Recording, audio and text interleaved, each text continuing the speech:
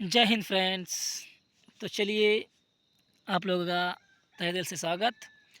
आप लोगों ने जो मेरे को बहुत ही भर भर के प्यार और सपोर्ट किया है, मैं उम्मीद करता हूँ कि आप लोग हमेशा के लिए ऐसा ही प्यार और आपका ऐसा ही सपोर्ट जारी रखेंगे दोस्तों। ठीक है, तो चलिए आज का वीडियो शुरू करने से पहले जो है हम आज का मोटिवेशन देखते हैं दोस्तों। और आज का मोटिवेशन है, अपने आत्मविश्वास को हमेशा ऊंचा रखें। अपने आत्मविश्वास को हमेशा ऊंचा रखें, क्योंकि यही आपकी असली ताकत है। ठीक है दोस्तों, सत्य ही मानव का आभूषण है। तो चलिए दोस्तों, जो आज का मोटिवेशन है मैं चाहूँगा कि उसे एक बार और आपको पढ़ के सुनाऊँ। अपने आत्मविश्वास को हमेशा ऊंचा रखें, क्योंकि यही आपकी ताकत है। जैसे कि दोस्तों, अगर हम किसी चीज़ को करने की कोशिश करें, तो उस वक्त जो हमारा जो माइंडसेट होता है वो कभी ज़्यादातर जो है वो नेगेटिव की ओर ज़्यादा जाता है दोस्तों। ठीक है, तो कभी नेगेटिव थिंकिंग मत करना दोस्तों, हमेशा पॉजिटिव विचार रखें और ख़ुद पे विश्वास रखें कि आप जो भी डिसाइड किए हैं उसे आप पूरा कर सकते हैं। यही आत्मविश्वास जो है वो आपकी ताकत बन जाता है और आप उस चीज़ को हासिल कर सकते हो दोस्तों। ठीक है, तो चलिए दोस्तों, आज का अगला वीडियो शुरू करते हैं। शुरू करने से पहले दोस्तों, अगर आप इस चैनल पे कोई न्यू व्यूअर्स है तो मैं उम्मीद करता हूँ कि आप लोग चैनल को सपोर्ट ज़रूर करेंगे दोस्तों। और सपोर्ट करने के लिए चैनल को लाइक और सब्सक्राइब करना मत भूलिए दोस्तों। ठीक है, तो चलिए आज के जो PYQ है जो 2021 में पूछे गए थे, तो आज का पहला सवाल है और इस लेक्चर सीरीज़ का जो है वो 31 यानी कि 31वां सवाल है दोस्तों। ठीक है, तो चलिए आज का जो पहला सवाल है वो देखते हैं। और सवाल कुछ इस तरह से है कि एक युद्ध के मैदान में हमेशा होता है। तो ये कॉमन सेंस के बारे में पूछा गया सवाल था दोस्तों, तो आप लोगों को पता होना चाहिए एक युद्ध में क्या क्या होता है जो मैदान में होता है दोस्तों। ठीक है, तो एक युद्ध में हमेशा होता है ऑप्शन क्रमांक ए तीर, ऑप्शन क्रमांक बी हाथी, ऑप्शन क्रमांक डी रथ, ऑप्शन क्रमांक डी सैनिक। तो दोस्तों आप लोगों को पता होना चाहिए तीर, हाथी, रथ ये तो युद्ध में रहेंगे ही, लेकिन हमेशा होता है जिसकी वजह से युद्ध हो ही नहीं सकता, तो वो होते हैं हमारे सैनिक। तो इस सवाल का अभी राइट आंसर है ऑप्शन क्रमांक डी सैनिक, की जो कि एक युद्ध में जो है वो मैदान में हमेशा होते हैं दोस्तों। ठीक है, चलिए अगला सवाल देखते हैं दोस्तों। और अगला सवाल है, एप्पल कंप्यूटर्स के सह संस्थापक कौन है? तो आप लोगों को पता होना चाहिए दोस्तों, बहुत ही बेसिक सा सवाल था जो कि बहुत ही ब्रांड वाला जो कंप्यूटर है जो एप्पल, बाकी बाकी के भी बाकी बहुत सारे डेलमी हो गया, सोनी हो गया, ये जो भी लैपटॉप है, लेकिन वो उतने एप्पल उतने फेमस नहीं है। तो उसी कंसेप्ट में जो है पूछा गया सवाल है, जो कि पूछा गया है कि एप्पल जो कंप्यूटर के जो सह संस्थापक है वो कौन है? तो इस सवाल के जो ऑप्शन हैं, ऑप्शन क्रमांक ए बिल गेट्स, ऑप्शन क्रमांक बी चार्ल्स प्लिंट, ऑप्शन क्रमांक सी पॉल एलन, ऑप्शन क्रमांक डी स्टीव जॉब। तो दोस्तों इस सवाल का जो राइट आंसर है वो है ऑप्शन क्रमांक डी जो स्टीव जॉब्स जो है, जो कि एप्पल कंप्यूटर के सह संस्थापक है दोस्तों। ठीक है, तो बिल गेट्स के बारे में आपको पता होना चाहिए। क्या आप आंसर कुछ कमेंट बॉक्स में बता पाएंगे बिल गेट्स के बारे में? हम अगले वीडियो में कवर करेंगे दोस्तों। ठीक है, तो चलिए अगला सवाल देखते हैं। और अगला सवाल है, Indira Gandhi memorial tulip garden जो आसिया का सबसे बड़ा ट्यूलिप गार्डन है वो कहाँ स्थित है? तो इस सवाल के जो ऑप्शन है, ऑप्शन क्रमांक ए शिमला, ऑप्शन क्रमांक बी देहरादून, ऑप्शन क्रमांक सी श्रीनगर, ऑप्शन क्रमांक डी धर्मशाला। तो दोस्तों इस सवाल का जो राइट आंसर है वो है ऑप्शन क्रमांक सी, यानी कि देहरादून में जो है वो हमारा जो है वो इंदिरा गांधी मेमोरियल ट्यूलिप्स जो है वो इंदिरा गांधी मेमोरियल ट्यूलिप्स जो है वो श्रीनगर जो है वहाँ पे स्थित है दोस्तों। ठीक है, जो कि जम्मू कश्मीर राज्य में आता है दोस्तों। ठीक है, जो कि हमारे भारत देश के कौन सी दिशा में पड़ रहा है दोस्तों, क्या बता पाएंगे?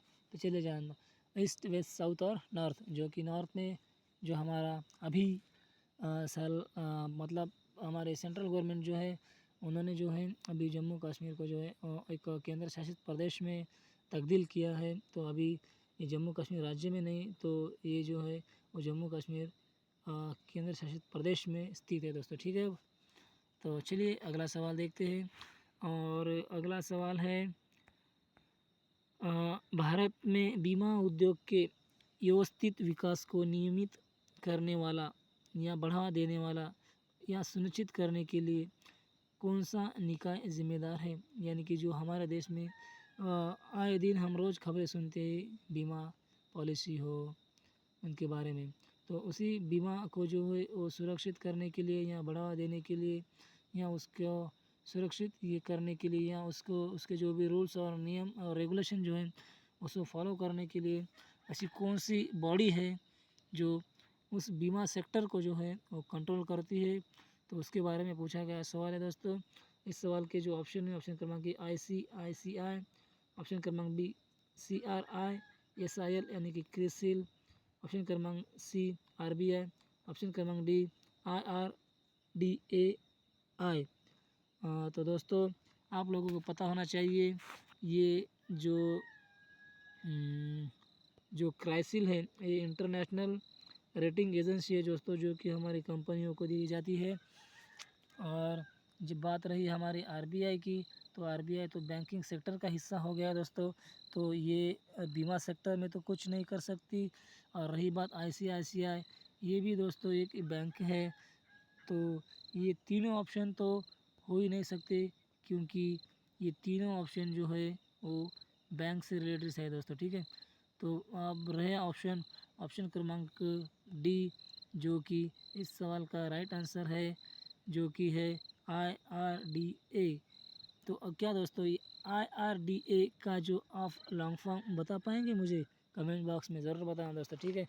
आने वाले दिनों में जो ऐसे एक्सप्लेनेशन के साथ हम वीडियो देखेंगे, जो कि हर 4 ऑप्शन में जो है कौन से सवाल या कितने सवाल बन सकते हैं उसके बारे में चर्चा करेंगे इसी वीडियो में या इसी लेक्चर में। जो है हम 1 लाइनर सवाल देख रहे हैं दोस्तों, ठीक है।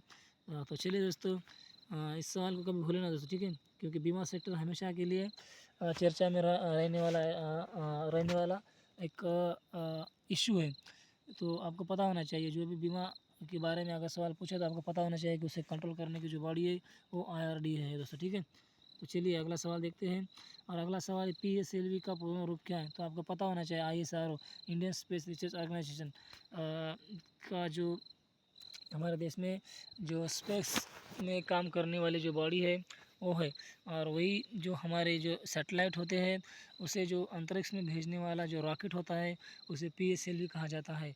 तो इसी PSLV का जो पूर्ण रूप यानी कि लॉन्ग फॉर्म पूछा गया है दोस्तों।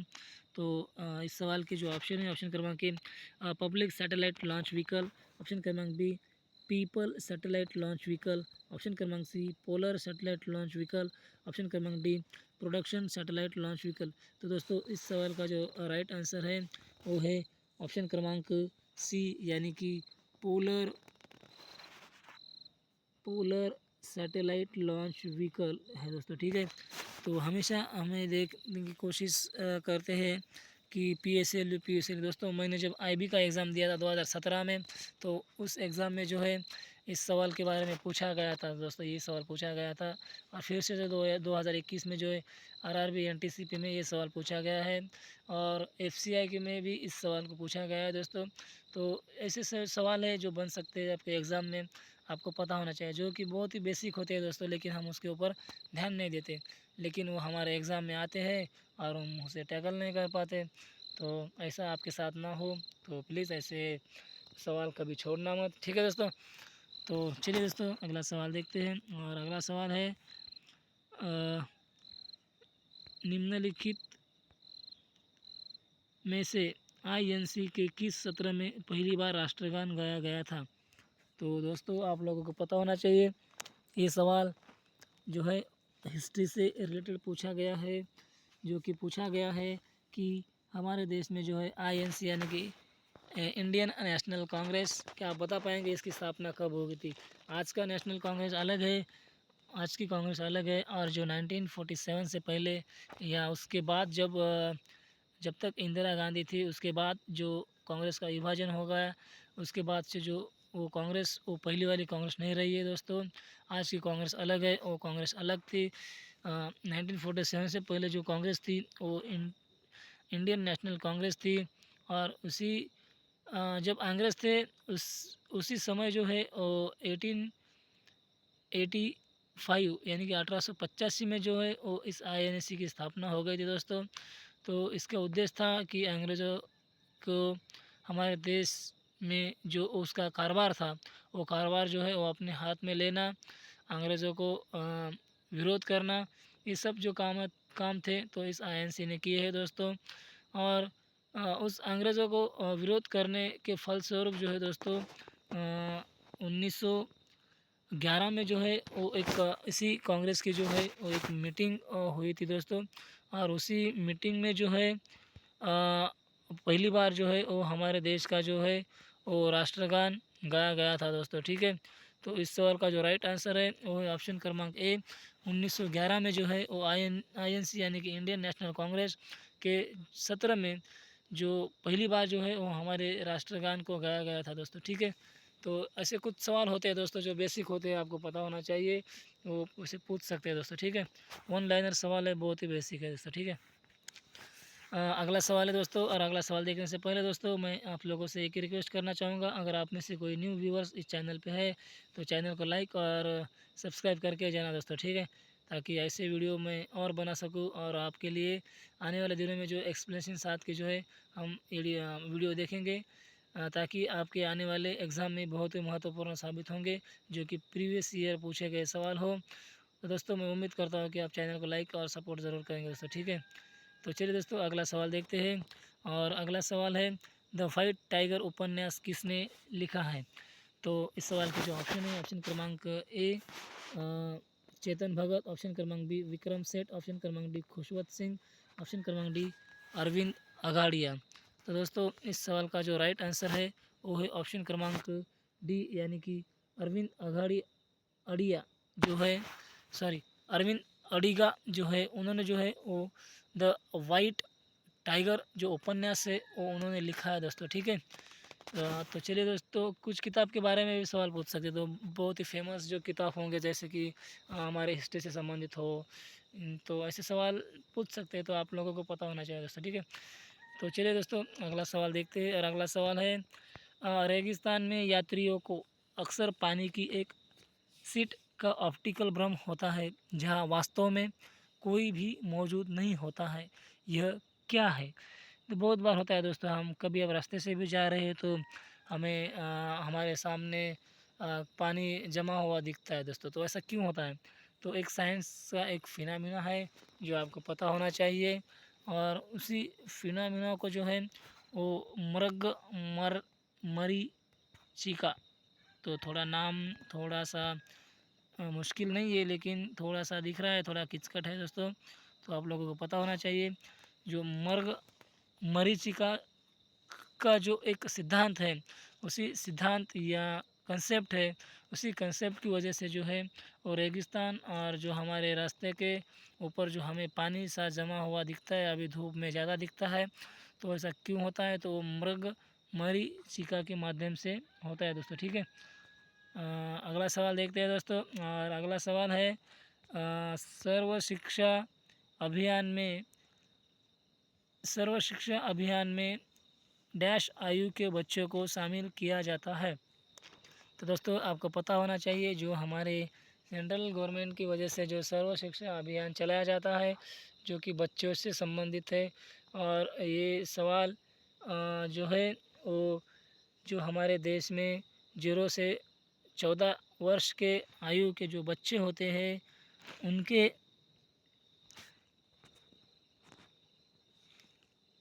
योजना चलाई जाती है। और जो 6 से 14 यानी कि 6 से 14 वर्ष साल के जो बच्चे होते हैं उनके लिए चलाई जाने वाली योजना अलग होती है। 3 से 18, 6 से 18, इस सभी के लिए अलग अलग योजनाएं चलाई जाती है दोस्तों। लेकिन स्पेसिफिक सवाल पूछा गया है कि जो सर्व शिक्षा अभियान है वो किस आयु के बच्चे के शामिल उसमें किया जाता है। तो दोस्तों इस सवाल के जो ऑप्शन जो राइट ऑप्शन है वो है ऑप्शन क्रमांक बी, यानी कि 6 से 14 वर्ष के जो बच्चे होते हैं उन्हें जो है वो सार्वजनिक शिक्षा अभियान में शामिल किया जाता है दोस्तों, ठीक है। तो चलिए दोस्तों अगला सवाल देखते हैं। और अगला सवाल है प्रत्येक तत्व का एक नाम और डैश होता है। तत्व यानी कि मूल द्रव्य जिसे हम कहते हैं, जिसे इंग्लिश में मेटल कहते हैं। तो ऐसे मेटल्स होते हैं जिसको प्रत्येक तत्व का एक नाम और एक क्या होता है, तो एक उसका रासायनिक प्रतीक होता है दोस्तों, ठीक है। रासायनिक प्रतीक यानी कि जैसे कि कोई मेटल्स है, जैसे कि आर्गॉन हुआ। आर्गॉन का क्या है, एक तत्व है। AR क्या है, उसका एक नाम है। और उसका जो रासायनिक प्रतीक क्या है, AR आर्गॉन AR-32 पता है आपको? इसका सही आंसर बताओ बस, ठीक है। तो इसका जो 32 जैसे कि सल्फ़र हुआ, उसकी जो संज्ञा जिसे हम कहते हैं क्या है, सल्फ़र S। और उसके जो रेनू हम क्या बोल सकते हैं, 32, ठीक है दोस्तों। तो ये कंसेप्ट जो है साइंस से बेस्ड सवाल है दोस्तों। ऐसे सवाल पूछ सकते हैं आपके एग्ज़ाम में, इसीलिए तो आपको पता होना चाहिए मेटल्स की जो उनका नाम क्या है और उसका जो एटॉमिक नंबर क्या है। जैसे कि एटॉमिक नंबर मेटल सल्फ़र है, उसका एटॉमिक नंबर 32 है। जैसे कि हाइड्रोजन हुआ, हाइड्रोजन का क्या है, H1। तो ये आपको पता होना चाहिए दोस्तों, ठीक है। हाइड्रोजन, ऑक्सीजन का क्या है, O16, ठीक है। तो ये जो बेसिक सवाल है, जैसे कि नाइट्रोजन N14 हुआ, ठीक है दोस्तों, ये जो है आपको पता होना चाहिए, ठीक है। तो चलिए दोस्तों, मैं उम्मीद करता हूँ कि आज का लेक्चर आप लोगों ने बहुत ही मज़ेपूर्ण और आनंदपूर्ण सुना होगा। मैं कोशिश करता हूँ कि आप लोगों को ऐसे अच्छे वीडियो और अच्छे इन्फॉर्मेशन आप तक पहुँचे। तो ठीक है दोस्तों, मैं उम्मीद करता हूँ आप लोग चैनल को लाइक और सब्सक्राइब जरूर करके ही जाएंगे दोस्तों, ठीक है। तो चलिए दोस्तों, मिलते हैं अगले वीडियो में। तब तक के लिए पढ़ते रहिए, बढ़ते रहिए और आपका व्यक्तिमत्व इस तरह रखिए कि बच्चे और महिलाएं आपके साथ सुरक्षित महसूस करें दोस्तों, ठीक है। तो चलिए दोस्तों, मिलते हैं अगले वीडियो में। तब तक के लिए जय हिंद, जय भारत।